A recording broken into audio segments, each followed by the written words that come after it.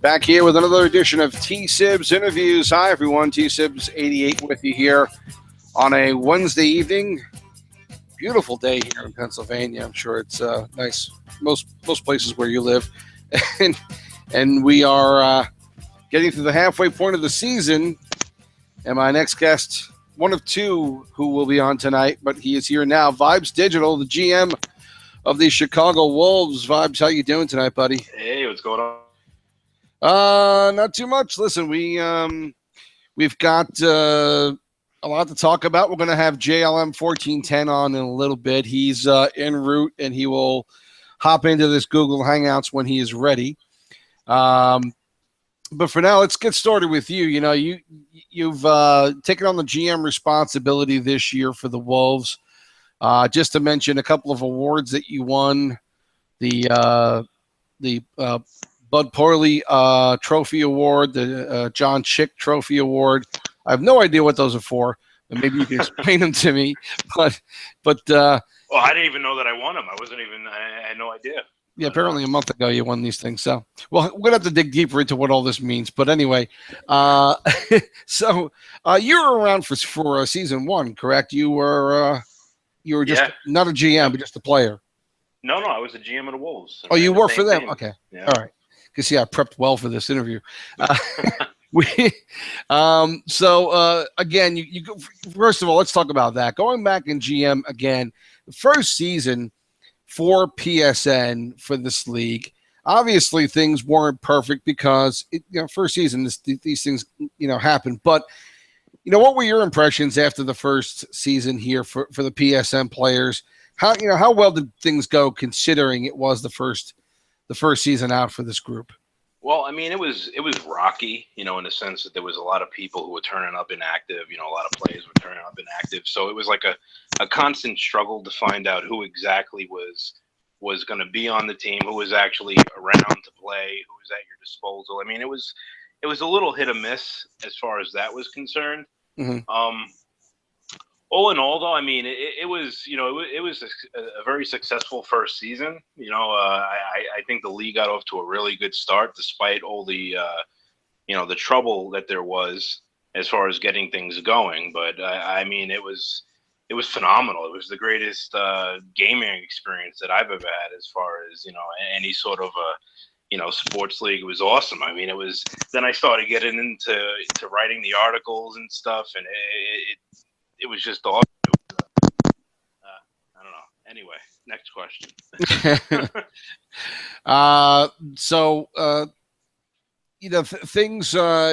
Things go up and down in this league. There are just so many moves made. Right. It's kind of topsy-turvy. You guys kind of had that first season sort of like that. It was kind of a tale of two different seasons for you guys last year. Well, not really. I mean, we started out a little rocky, like the very first week or so. Preseason was rough. I think we won like one game in the preseason. And then throughout the season, we were pretty much on top of the Western Conference most of the year. We started to catch a little bit of heat from the Checkers and Rockford. They were always like right there with us. But I would say that we pretty much controlled the West most of last season. Playoffs were a little bit of a different beast, because that's how the playoffs are sometimes. Sometimes these teams that you don't really expect to excel just do for whatever reason.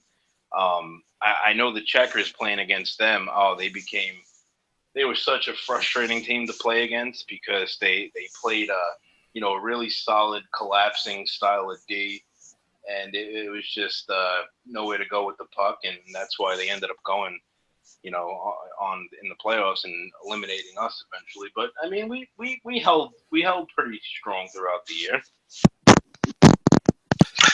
And so I'm sorry, we're losing you here. You still there? Sorry, I'm back.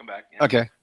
Sorry, guys, I'm on my phone, so any sort of interference, I apologize. So, and again, just to round out how that season went, again, there were some teams that came out of nowhere and wound up being, in the finals. I think Hartford was a pretty good team, but I wouldn't have pegged them to be there in the finals in the end. Well, the thing with Hartford was they were, I don't know if you remember early on in the season, like midway point, maybe. I think you're losing me again there. Yeah. They were doing very well, and they lost a few guys to the NHL, from what I understand, and they slipped a little bit. And when the league allowed for anybody with an A status to be sent back down to the AHL, they took a pretty good advantage of that, I think, and they sent down some of their guys, and they were at their strongest when they had to be, and they just went on a run, and that's how it happens. I mean, you look at the real NHL, you look at the Kings, they did something similar. You kind of just keep yourself around, and then when it's go time, you make the best push you can, and that's what they did. They were impressive, though, in the playoffs, I thought, Hartford. Absolutely. And so, you come away from that first season as an AHL GM, and as you mentioned, you wind up losing players to the NHL team, and that has to be incredibly frustrating, but it's certainly something that you expect can happen, and you have to be adaptive for it. But talk to what your best strategy is to deal with losing players that are being taken up. Well, the best strategy is to try not to. That's the best strategy. Right. And then, I mean, other than that, you have to always sort of be in tune to, like, for example, since I'm running the Wolves, the AHL team, you have to be in tune to what's going on in the CHL. You have to have plan A, B, C, D, E, and F. You have to always know where you're going to go should the situation arise. Fortunately, my owner, Tripp, he runs the Blues. He's a very reasonable guy, and him and I have a pretty good understanding. We have a mutual understanding and respect for each other. And, he tries not to absolutely dismantle my roster like he could, like some of the other owners do. But, that's pretty much how I handle that. But it's part of the job. You take on GM of an AHL team, and you have to understand that part of your job is to feed. You want to be competitive, and you have to stay competitive, but you also have to feed your NHL team. And so again, of course, another difficulty is the ability to sign maybe a couple of players, but you're building a brand new team every season, and that means there's a lot of in-season scouting, and then a lot of off-season scouting and playing a lot of games. So the amount of organization that you guys have to do, it does seem like an awful lot for you guys to have to do to build a team. Yeah, it is. And I mean, I'm crazy. I pretty much don't do a drop-in without at least taking a snapshot of the people in the game. And then I usually record a little bit of the game. Like, I mean, whenever I play this game, I always at least snapshot the lobby. And then I record a little bit of the footage. And, I don't know, aside from work and school, this is pretty much it. I got a, fiance, but I don't know, I'm probably going to get rid of her so I can pay attention to my hockey career.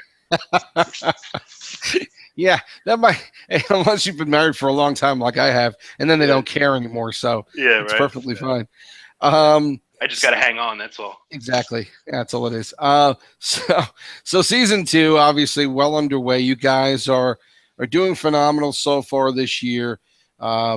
Certainly a lot going on in that division with Rockford always right there, but you're hanging tough with them this season. Talk about the competition so far in your division and what things have surprised you, so far in week after week 5 into week 6 now. What has surprised me this year is how deep this league is. I mean, last year you saw a couple teams really rise to the top, and the rest of the league kind of just floundered around, with all due respect to those teams. But this year, it's, 1 through 8 going into the playoffs, it's anybody's game. In my division specifically, you got Lake Erie. You have obviously Rockford. They're very, very good teams. They're strong. I mean, the whole league really. I didn't feel like last year any team could beat any team. I know that's a thing that people say a lot, and there's some truth to it. but I didn't really quite feel like that. This season, I feel like any team in this league can beat any other team. Wow. And so, you talked about Rockford and Lake Erie is another team that is just, they're interesting because they look like they could beat anybody on any day, and then they look like they can lose to anybody on any day. Yeah. They seem very Jekyll and Hyde, like you don't know what you're going to get from them. Yep. And yeah, well, go ahead. I'm sorry. No, I was just going to say that's the kind of team that can be very dangerous in your division. Mm-hmm. Yeah, because they could turn it on. If they if they all of a sudden get all cylinders rolling, look out. Sky's the limit. They got some really good guys over there like Curlew. They have great management. I mean, Devils he's awesome. He took the team over, I think, last season. I don't think he started, and they took over whatever week it was, and he really took them from a team that had absolutely no chance to do anything to a respectable team. They didn't quite get in on the playoffs, but they really turned it around, and they were solid, towards the end. And they're coming out here, and he knows the formula because they got it going over there in Lake Erie, that's for sure. Right. And you look down the rest of the standings, the Griffins, the Moose, the Admirals, even the Wild have all played really well. They're not that far, below 500. And Charlotte, is a mystery. They're just on a bad losing streak right now, but they do have more talent than they're showing. So even towards the bottom of the standings, you got teams who can be a problem for you any night. Yes, absolutely. And I mean, you talk about the Checkers. They got my boy Cosmo over there. Right. And I always get on him. I always give him shit whenever I get an opportunity. But he stood on his head the other night against us. We played them the other night, and we beat them 2-1. I set up Josh Sassman for the overtime winner. But they pushed us right to the brink, and I mean, he's capable of stealing games for them. Every team in the division can play. That's what it is now. There's really no, I don't know. Is there any team that's really being steamrolled at this point? There might be one or two, but they're all good. They can all play. Now, you mentioned this before, and it is an interesting comment to make, and that is that, the talent level has gone up. And I think a lot of people might say, the thought might have been, well, there are a lot more players playing, and maybe that helps the talent pool, but that doesn't necessarily mean they're going to wind up in the AHL, especially with a league that just started out. So so somehow, and I think it has to do with, my thought is it has to do with the scouting that GMs like yourself have done that have helped to bring that talent forward. Is that the reason why the AHL is so loaded this year, or is there something else going on? I mean, it could be. You could be onto something there. I mean, I don't know where. See, I just scout them, so I go out there and I find them. Right. I don't know where the factory is. I don't know where they're making them, but they're making them somewhere, because these guys are coming out of everywhere, and they're just they're taking it to the next level. I caught a lot of stuff last season because I went on, because sometimes I do have a big mouth or loud keyboard, whatever you want to say. And I said how there wasn't a huge disparity between the AHL and the NHL, and I got hammered.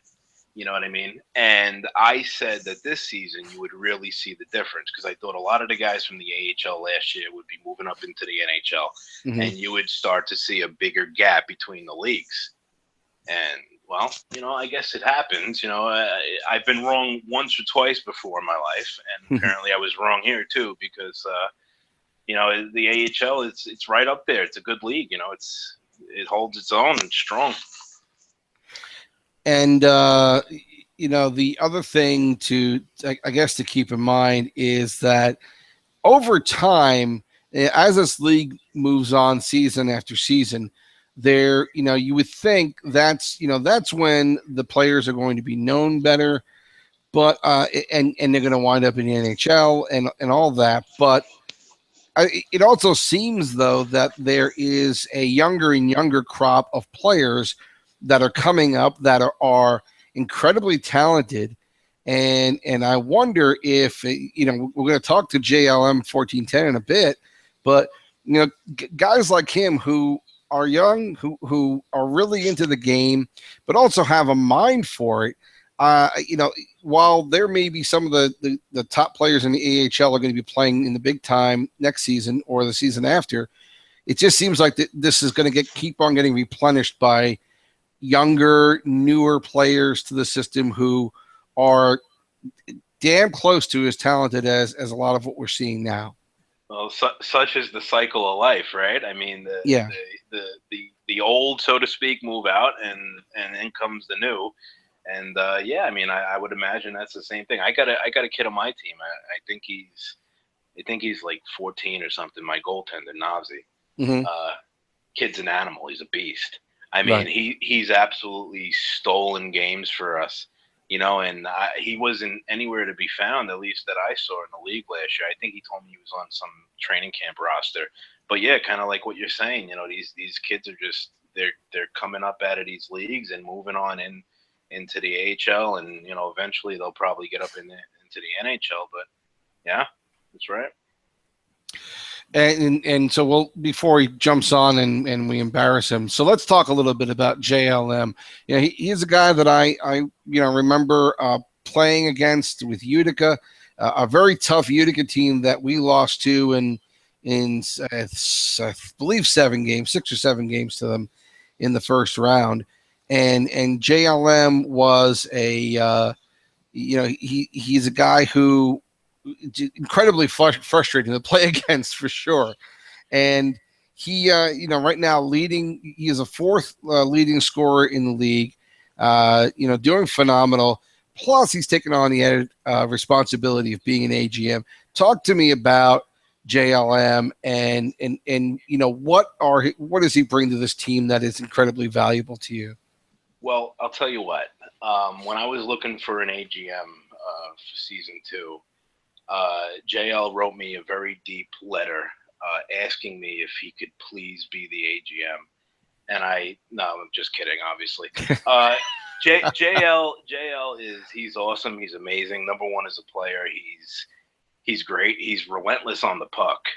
If you ever played with him, the guy doesn't stop. Like when it comes to the puck, it's like you could just see it. It's almost like you could see the chat bubble coming out of his player's mouth. I want it. I want it. I want it. He's always having the puck. He's smart offensively. He can pass. He can shoot. And then as far as the AGM thing goes, I mean, it's like I stepped in dog shit with him, because not only is he a great player, but I mean, sometimes I feel like I'm kind of the AGM with him, because he's basically handling all the day-to-day activity. He's been working on the lines. He's been trying to get the lines together. I mean, he's really allowed me to basically just worry about the back office type of stuff, or I guess I should say front office type of stuff. You know what I mean? And right. He's kind of, in comparison to last season, I had GoHawks48 as my AGM. And GoHawks he's a great player, but I mean, if he lifted his finger once or twice all season, I'd be surprised. He didn't really do a whole hell of a lot, but JL he's the man. And at this point with the production that he's put together, you guys are doing your damnedest to stay close to Rockford. We'll get back to your team in a minute, but let's talk about some of the other. I'm sorry, go ahead. I was just going to say we're not really trying to stay close to Rockford because it's a long season. Right. So I'm not sure if we'll pass them in the actual season or if we're just going to beat them in playoffs. We haven't really figured that out yet, but it's, either we'll catch them along the road here during the regular season, but if not, then we'll just get rid of them in the playoffs. Okay. Well, let's talk about the team you're going to get rid of in the playoffs a little bit. Rockford, obviously, an incredibly talented team. Everyone knows they're awesome. Everyone knows about Jay Claus. Everyone knows about Kraz and Rhino and Riney. And they have Chiz Nasty now on their team. They picked up, my boy Chiz. He's good too. Yeah. and he was, he was a nice pickup for them.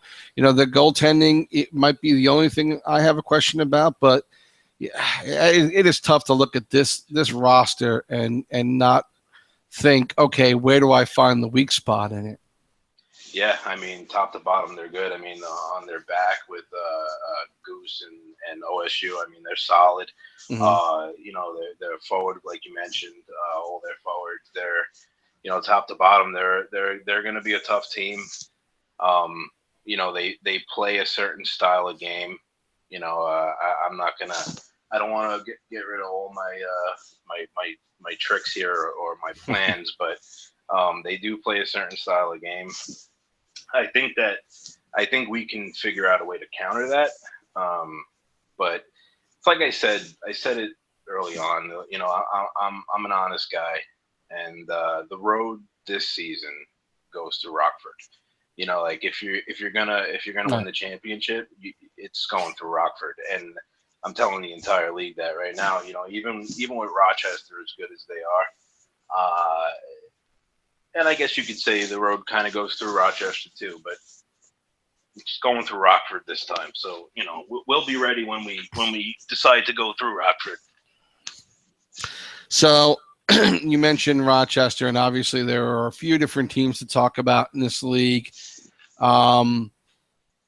Let's hit on some of the bigger teams. You talk about Rochester, you talk about Syracuse, who have very solid teams, good goaltending all around in the East North. But one of the divisions I've been talking about lately is the Western Pacific, with San Antonio and San Diego and San Jose, all three of them with solid teams up and down and great goaltending.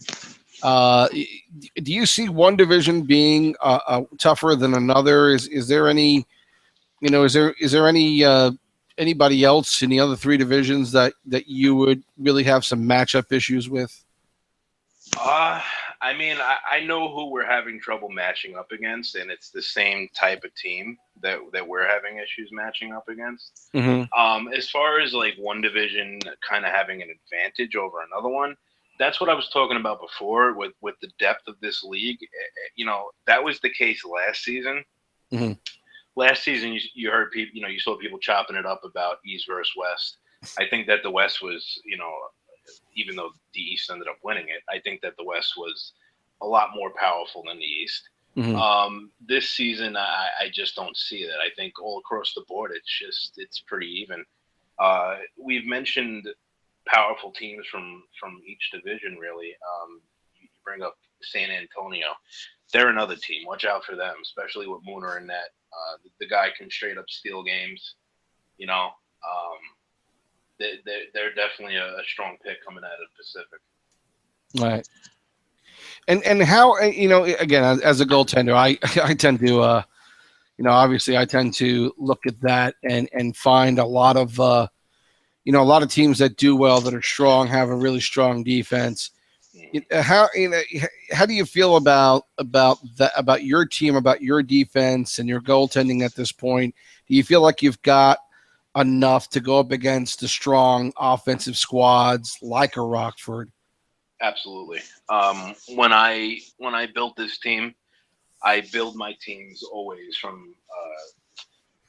I'm not going to say the net out, because like that's what a lot of people say in the NHL, real NHL, real life. You build it from the net out. With us, I think you build it from your defense out, and then you kind of sidestep to the goalie, and then your forwards. You take care of your forwards, but you always gotta. Your defense is where everything comes from. To me, it's the nucleus. You know what I mean? Your offense should really come from your defense. You know what I mean? Because when you shut the other team down, you get the puck going the other way. Then it leads to more zone time for you, and eventually more shots, which should lead to more goals. I'm a big defense first guy, so that was the very first thing that I did. That was one of my goals starting out, was to make sure I take care of my decor first, and I think my decor is the best in the league. I think that if I'm not trying to take anything from any other decor, Right. because they're all there's a few of them out there that are good. But I do feel I have a lot of confidence in them, and I think they are the best in the league.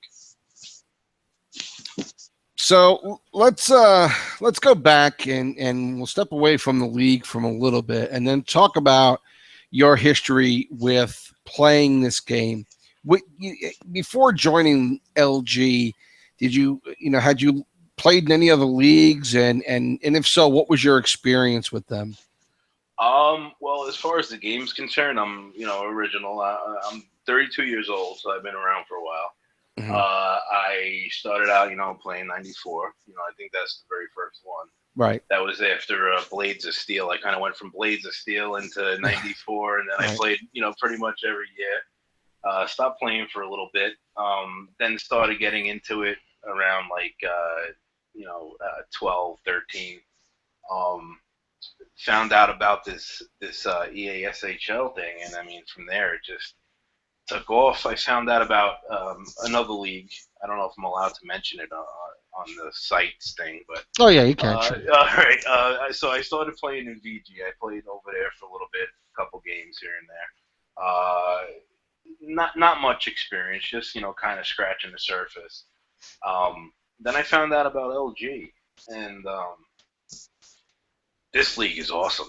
I mean, it's so cool from the website, just the whole thing. You know what I mean? And people tell me that sometimes, that league's not that good. It's just the website. Well, it adds a lot to it, having that website like that. Trish does an amazing job. This all of LG, everybody that runs the league, they do such an incredible job. It's such an experience, and it's really added a completely new element to online gaming, specifically hockey or whatever sport they have on there. It's just awesome. Right. Well, JLM has finally joined us, and we'll see if we can actually hear him. JLM, how's it going, buddy? We're actually I'm pretty good. How are you guys? We're actually going to let him talk? Oh, screw you. I mean, when you said to bring him on the show, I thought we were just going to bring him on the show. I didn't know he was going to talk. Go ahead. So we've been talking about the season so far and how people, how he got involved in LG and gaming. Vibes mentioned he's 32. He and I are probably a little older than you. So let's just a little bit. Yeah, let's start off with how you started out. What's up, guys? With gaming. No, I was just saying, see you next time, dude. Okay, see you, man. All right. Sorry about that, guys. What was that, a drug deal? Was that a No. drug deal on that? Nah, You can't do that on his show. This is like Letterman, bro. Come on, you can't do that. My bad. Old coach. So talk about how you started in gaming. What were the first hockey game that you started with, and how did you really get involved in doing the social aspect of this game the way it is now? I think I started playing way back on the PS1, back when you had like NHL 2000 and them. Mm-hmm. That's when I really started. Then I found about this site. As soon as they started up the PSN league, I found a couple friends that were going to play in the league, and I said, because I was going to play VG, I tried that for a season. It wasn't my forte, I think, because like the site and everything was a little confusing to me. Right. Then, I tried the LG, and first season, that was a blast. Something I really like to do. Then this season got to be management. That's something I really wanted to do. Yes, Vibes started to tell a story about how you wrote a letter to him and then told us that didn't actually happen. So, look, talk to me about your role as AGM and what you feel like you need to do to help out with the Wolves and with what Vibes is responsible for. What I really try to do is I do mostly, like, I try to set the lines. I try and get all that done as quickly as possible so guys can go out there, try and play with each other, get some practice in before games and stuff. Another thing we both do really well is try and keep ECUs on call. That's one thing we've really done well on. And obviously that can be a big part of the game, and certainly, everyone runs into issues like that during the season. How do you keep the CHL guys, the guys on your TC roster? How do you keep them involved? I'm gonna ask Vibes of that first, and then JL, you can chime in. But that's a big issue we had last year, even before we had the CHL. How do you get guys involved, Vibes, and how do you keep them involved throughout the season? Well, this year it's a little different because they got the CHL down there, and you're finding out that there's some players that are really attaching to their CHL teams, which is understandable because I know that I have some players really attaching to my team, my AHL team, and the natural progression of the league is supposed to be CHL, AHL, NHL, but you draw an attachment to the team that you belong to at that current point in time, so you may not want to, be invested in the team in the league above you. Last season, it was entirely different because, anybody who was on the TC roster was just kind of stagnant and not really doing anything. So my thing was just to you got to create the culture is what it comes down to. Even now, I got guys who could very easily be on my roster, sitting on my training camp roster. And you have to create the culture to where it's not about you. It's about the team. You know what I mean? And I say it all the time. Like, I look at my team. I look up and down the roster, and I can say that I'm probably the worst player on the team as far as a player goes. Okay. You know what I mean? And if I could, I'd demote myself, but I can't. You know what I mean? Because it's if I let's just say hypothetically, if I could, you know what I mean? Mm-hmm. It's because it's at the end of the day, it's about the logo on the chest. You know what I mean? It doesn't matter about the name on the back. It means shit. You know what I mean? When you're playing on the team, it's the logo on the front which really matters, and you got to preach this and get these people to understand it and have them really buy in. And once people buy into the system that you're creating, that's when things just mesh and they go, and it's beautiful. It's music. JL, I mean, again, same question. What do you I don't remember if you started up on the roster or if you came up and joined Utica later in the season, but how do you keep training camp guys involved? I mean, what do you think you need to do as an AGM to really help the situation? Well, last season I actually started on Toronto, so when I was on the Marlies. Okay, and that's why I didn't know, because you got lost in that team.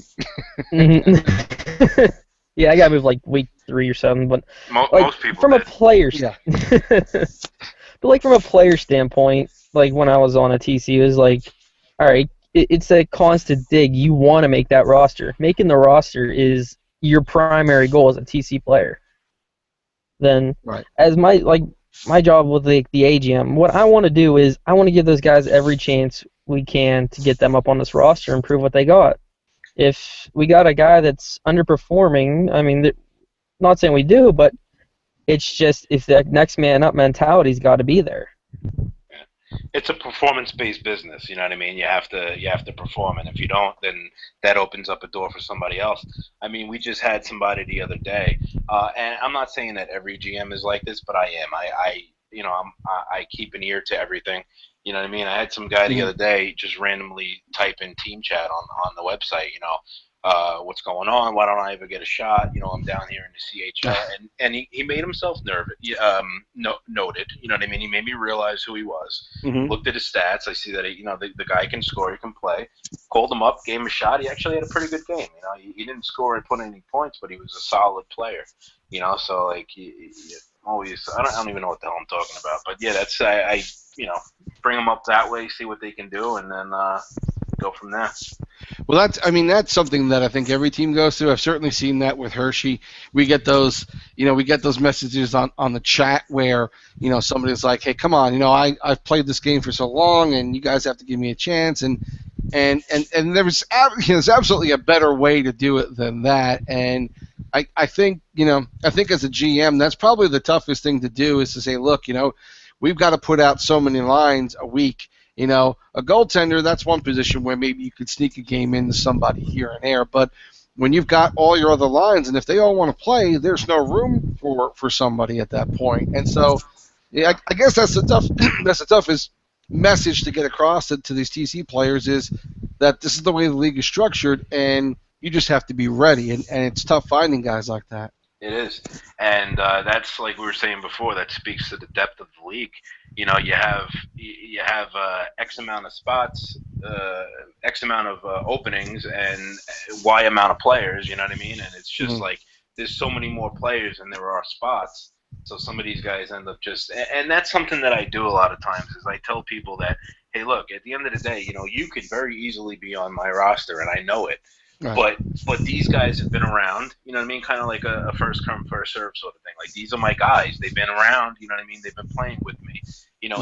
Unless they show me with their play that they don't want to be on the roster anymore, you know what I mean? I'm not going to just pluck one of these guys out to insert you into the lineup. You know, you just can't do that. And you have to try and make them understand that, and hopefully they're reasonable people, and they do, you know. So at this point, JL, you're fourth in scoring, 22 goals, 41 assists, 63 points, a plus 29, and you know you've got your buddy Fairman, who we have played with a little bit this season, who's come over and has been you know, a tremendous asset for your team. Talk to me about Fairman and what that's meant to the Wolves getting him. Well, he's been a great addition. He and I have gone way back.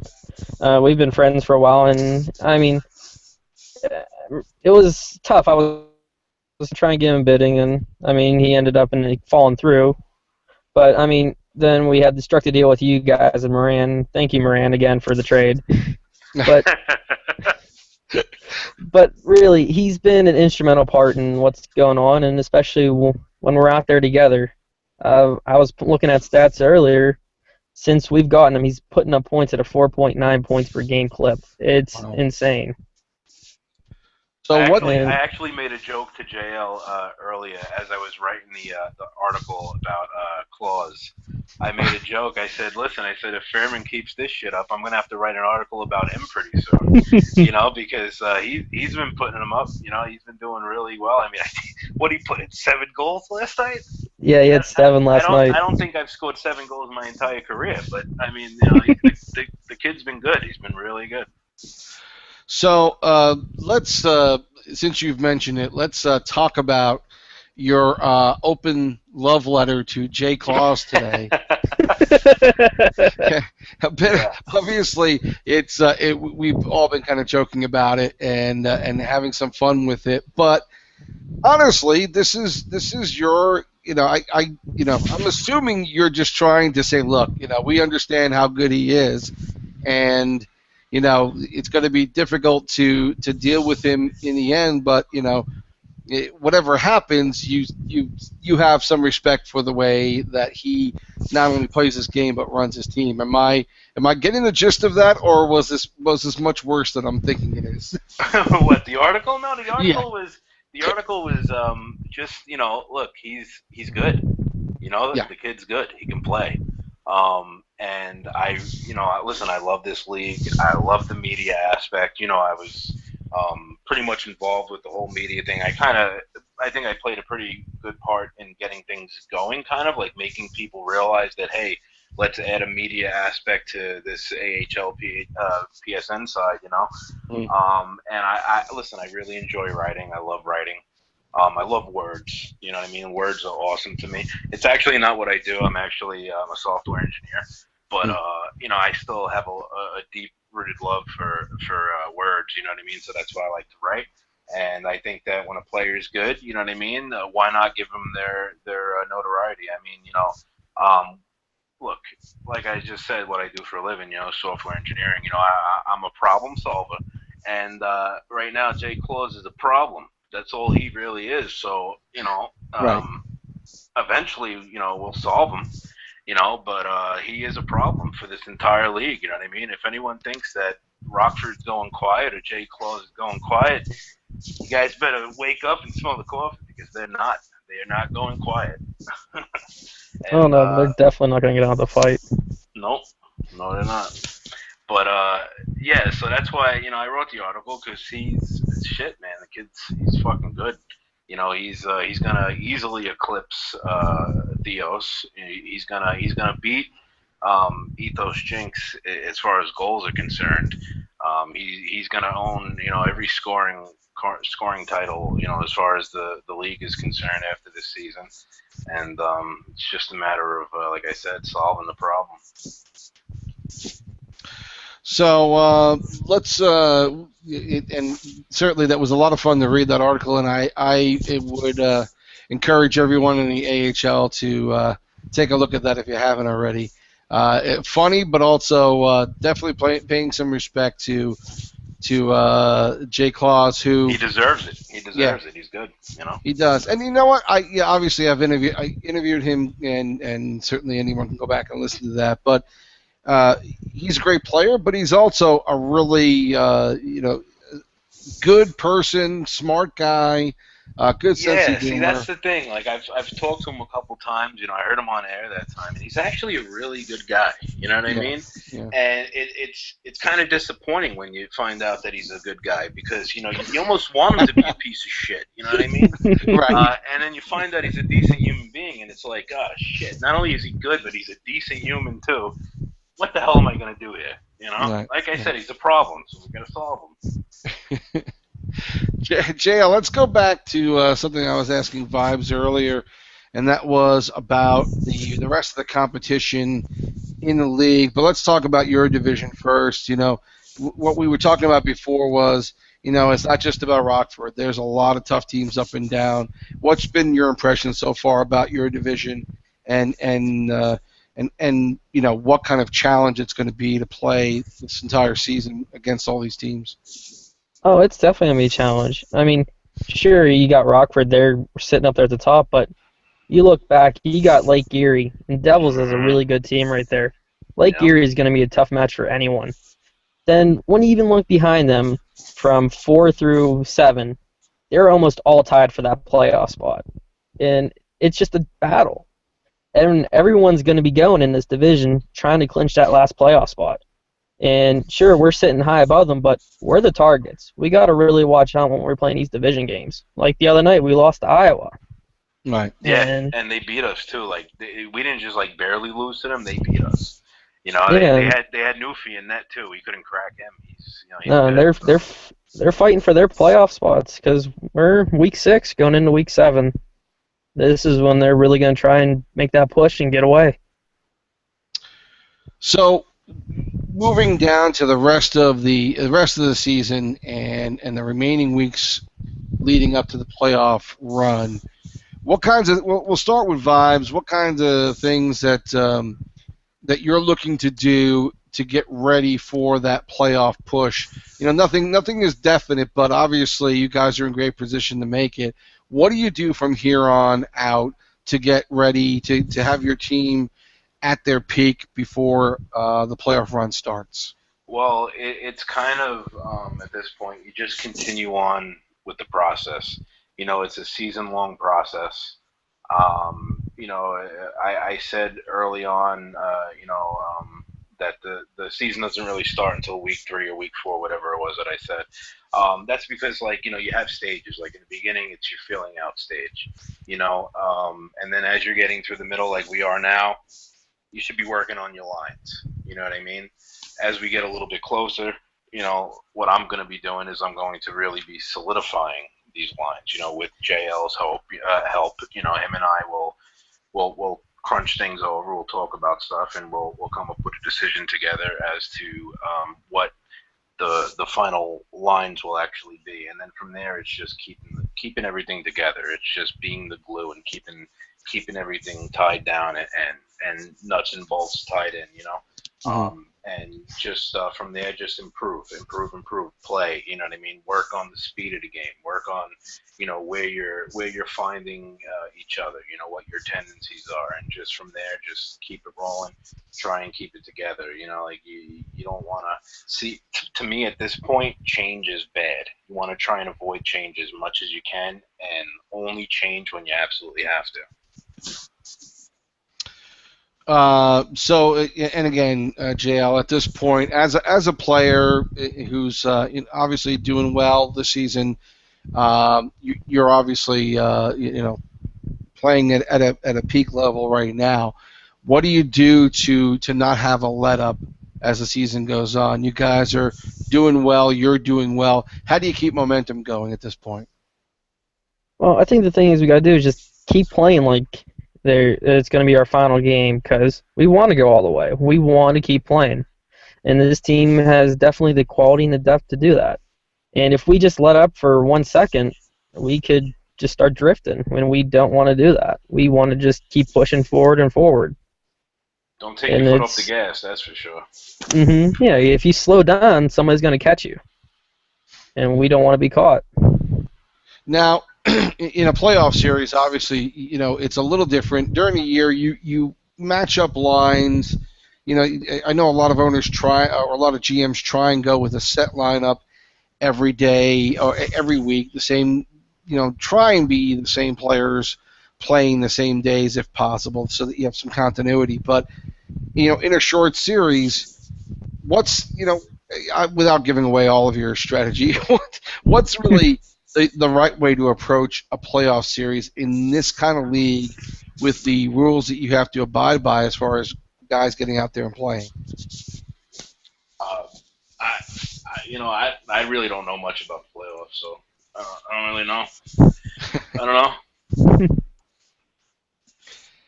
I think it's you just gotta just go with what you've been doing.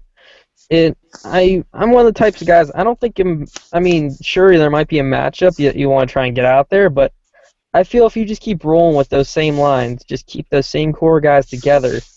It's just gonna you'll be like, okay, you got an offensive line going against a defensive line, sure, but you want to try and just keep that same core of guys going together. Now, that was what happened last season on the Comets. We had a good core, and we tried to keep going further and further. So let's just quickly. I want to just get your quick opinion about each conference and who you think might come out of it. Right now in the Eastern Atlantic, you've got Hartford on top. The Pirates have been playing well. The Bruins, of late have been coming back. The Phantoms on a 5-game win streak. Out of the East, the teams you've played. We'll start with you, Vibes. Who do you think comes out of the East? That division belongs to Hartford.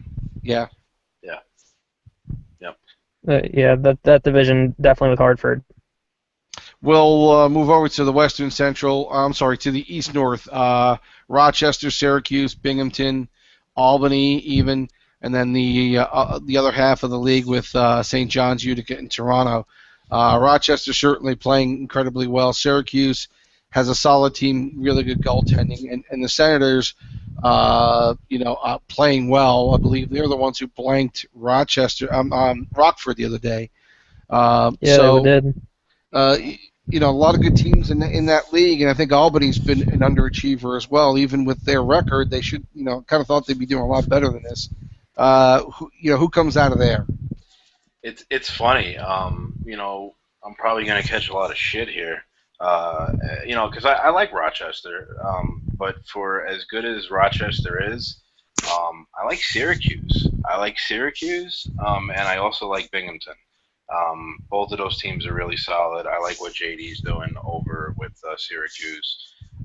They're solid. I like Syracuse out of that division. See, Rochester, they're a good team, but I think they'll go far, but I think the real team that's going to have a good chance out of there is Binghamton. Barris and Sin have done a good job with that team. Yeah, and they got their new pickup with Herms. I played with him last season. The contract's a bit of a hit on the guy and what his production's been, but his production's really picked up with that team, and Binghamton's looking dangerous. Yeah, Herms is solid too. And of course, we'll skip your division for right now, and as I know Why? Why are we gonna skip it? Well, I think I know what the obvious answer is there. No. I know what your answer is, Vibes. I think. Okay, well, we'll do them last. I'm honest. Remember, I'm very honest. I tell it like it is. So if I say it, it's honest. All right.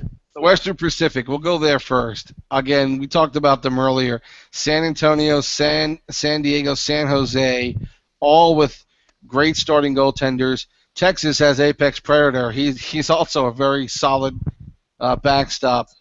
And then even Bakersfield, the rain have caused trouble so far this year, and the Heat are struggling, but they've won a couple of games in a row now. Again, a really strong conference with solid goaltending in at least half of this league, half of this division. Who comes out of the Western Pacific? Well, I'll tell you what, I really like San Diego. They are a very excellent team. They're going to be tough to beat. But, it's hard to pick against Mooner. You know what I mean? It's really hard to pick against him. And when you have a goaltender who can play so many games, they can play more games than anybody else in the league. When you have a goaltender of that level, that good, who can, it's rare in this game specifically. Sometimes in the real life hockey, so to speak, it's a little bit more possible. But this guy can actually steal games. So to shorten it up, I like San Antonio. I don't like to front run, but I got to go with them. I like San Antonio. Yeah, I think San Antonio is going to be good with that. San Diego, after the beating they put on us, the one game we lost, then 11-1, that was just a very disappointment of a game for us. But, those top three out there, it could be a rush between any of them that really come out of that division. All right, let's talk about your division. The Wolves. What was the question? I'm sorry. Well, look, if you weren't picking I'm going to make it even tougher on you. If you weren't picking your team, you weren't in this conference, who would come out of it? Is Rockford it? Is that it? If we're not considering the Wolves? See, I'm a realist, and we are in the division. So, I got it. No, I like Rockford. Yes, Rockford they're a solid team. I would pick them over Lake Erie, and if I didn't have a grasp on reality, I might pick them over us, but I do. So, the Wolves. All right, JL. It's a tough one. After we seen last year, we had Theos, Marchese, and Benz last season for the Heat, and they got to the playoffs and just stalled. And I don't know if that's going to happen with Rockford, but it just seems like that same situation to me.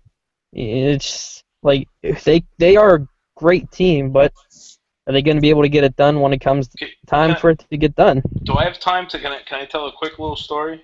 Sure. Do I have time? Yeah. All right. Last season there was this team in the Western Conference. They were pretty good. They were in Chicago. They were called the Wolves. Uh-huh. And they played all season. They were tops, all year long. They were really good. They were really, really solid. Came playoff time, and they were doing all right. They made short work of San Diego in the first round, and they ran into a Checkers team. A Checkers team, which I got to give a lot of credit to Robbie and all them over there, because they played a certain style of game, and they completely shut us down and took us out of the playoffs. And when we play Rockford in the playoffs, that's what we'll end up doing to them. Okay, that's your story. That's my story. You're a horrible storyteller. Sounds like a prediction too. Did I put you guys to bed? Almost. All right. Listen. Okay. So in the end, who are the other? Who's in the final game? Who's in the final game with you guys? Because I know you're going to pick you. So who's? Out of a Hartford, Rochester, Syracuse, any of the guys in the West, San Antonio, San Diego, who winds up being in the championship game with you? Syracuse loses to us in 6. Okay. I say we take this. It'll be a good series, but I say it's going to be us and the Americans, and I think it's going to go either 6 or 7. I think that's a series people would like to see. Did you guys catch the cup prediction that I just slipped in there? Did you guys catch that? Yes. Okay. Well, so we're gonna wrap it up here, but one more thing just to get out there. This is the second season. The first season certainly with a lot of growing pains, but at this point, how would you rate how things are going for the second season? And part two of that question is season 3 is going to be after NHL 17 comes out. How do you prepare for a season with a brand new game? Those are two big questions, but again, let's start with the first one, which is, how do you think season 2 is going so far, and how is everything? How do you think everything's going on LG with managing season 2? I think it's awesome. I mean, I think that season 1 was really good, and I think that mistakes that were made wherever in season 1 were learned from going into season 2, and the league has done a good job of staying on top of things, making adaptations as needed. And season 2 is, as good as season 1 was, season 2 is 20 times better. And season 3 will probably just be better than season 2, and I think it's going to be like an exponential thing that just keeps getting better and better. As far as preparing for a season with a new game coming out, it's the first time for me. I've never done it. Mm-hmm. I would assume that, although the video game is changing, so like I know that there will be some difference. The puck may not bounce the same. This may be different. That may be different. Mm-hmm. At the end of the day, it's still hockey. It's frozen water with 2 goaltenders on each side, and your job is to make one of them look stupid. And the game remains the same. So that's just that's how I'll go into it. Should I be managing anywhere? JL? Yeah. I mean, from season 1, yeah, you had. I mean, the big issue is definitely the TCs with 50 guys on them and not being able to get them in. Then definitely having the CHL this season has really grown this league. I feel it's so much bigger and better than what it was last season. Mm-hmm. It just adds a different aspect in. It gives guys a chance to show what they've got more to the AHL GMs. And as for me going into the next game, I'm not too sure. It's like Vibe said, you're out there playing hockey. Just got to adjust to what's new with the new game. Yeah, we saw something come out today about that, and the game changers who are part of LG, who are helping out with that. So a lot of good information, I think, initially coming out about it now, and we'll see how that all plays out. Listen, guys, thanks again for joining me today, JL and Vibes from the Chicago Wolves. Best of luck to both of you guys this season. TSIBS, thanks so much for having us, man. It's an awesome thanks, show. TSIBS. I love what you're doing here. You're hitting it right out of the park with this one. Awesome job, awesome show. Love it. Thank you for having us. No problem. Thanks a lot, guys. Thanks, Ben. That's it for TSIBS interviews, and we will be back in a couple of weeks with another show. And I think we got the goaltending show coming up soon, but we'll also look to have a show that will feature those NHL game changers, and we will talk to them about what they know about the game and hopefully get some more insight about the NHL 17 release coming up. Again, this is TSIBS Interviews. Have a good night.